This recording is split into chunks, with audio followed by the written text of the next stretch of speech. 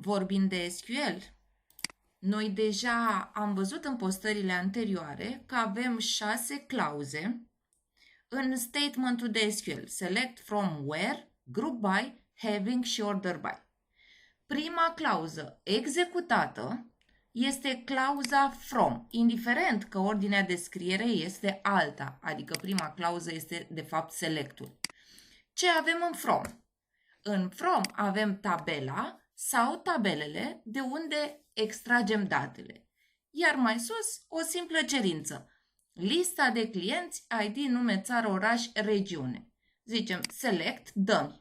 Nu știm încă ce, până nu știm de unde. Și atunci zicem from clienți, da? Customers, schema sales, tabela customers și acum, având acest de unde completat, putem să punem și ce ne dorim în select. ID-ul de client este customer ID, virgulă. Numele clientului este company name, da, persoane juridice.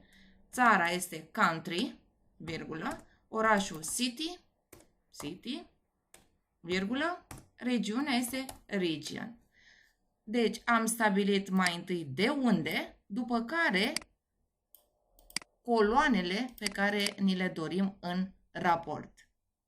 Acum, în acest caz, eu, bineînțeles, am știut coloanele care sunt în tabela Customers. În cadrul unui curs vom studia împreună coloanele din tabela respectivă. Da? Vom vorbi despre nume, despre tipuri de date, despre constrângere asupra datelor și așa mai departe. Mulțumesc, spor să aveți!